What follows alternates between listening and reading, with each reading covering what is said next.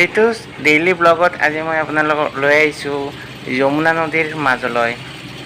আৰু এই যমুনা নদী আছে মথুৰাত। মথুৰা চহৰ বৰ্তমানৰ মথুৰা চহৰত আমি এতিয়া যমুনা নদীৰ মাজত আছোঁ। এয়া নাৱেৰে আমি যমুনা নদীৰ মাজেৰে গৈ আছোঁ। আৰু এই যমুনা নদীৰ পাৰত যিখন চহৰ দেখিছে সেইখন হৈছে কংসৰ নগৰী। সেই যে ঘৰটো দেখিছে সেই ঘৰটোৱে আছিল কংসৰ ৰাজভৱন আৰু তাৰ পৰাই কংসই ৰাজ্য শাসন কৰিছিল। আপোনালোকে চাওক, এইটো হ'ল নদী আৰু মই নাৱত বহি আছোঁ। আৰু ইয়াতে এই নদীটোত দুনিয়াৰ মান কিবা চৰাই আছে আৰু আমি যাম এবাৰ তাতে যাম।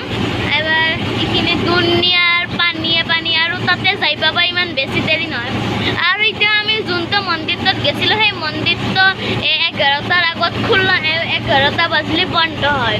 আৰু আমি যাই পাকলেগি 11টা বাজছি আৰু বন্ধ হৈ গৈছে। সেইকাৰণে আমি সেইটোত দৰ্শন কৰিব নললোঁ। আৰু সেইকাৰণে এইবাৰ আমি ইয়াতে আহিছোঁ। এতিয়াও এটা মন্দিৰ আছে ক'ৰবাত, এইবাৰ ইয়াতে যাম আমি। আৰু আমি নাৱত উঠি আহিছোঁ। এই নাওখন আহিছিলে দলংখনৰ পৰা আপোনালোকে চাব পাৰে। এখন দলং আপোনালোকে এই দলংখন দেখা পাই আছে না? এই দলংখনত আছিল এই নাওখন। আৰু তাৰ পৰা আমি এইবাৰ এইখিনি পাম। আপোনালোকে চাওক, আমি বেছি দূৰ নাই আৰু পালোঁ। আমি পালোৱে আপোনালোকে চাই। আমাৰ সৰু পৰিয়ালটোৱে পত্নী আৰু পুত্ৰৰ সৈতে যমুনা নদীৰ মাজেৰে কংস নগৰীখন চালোঁ।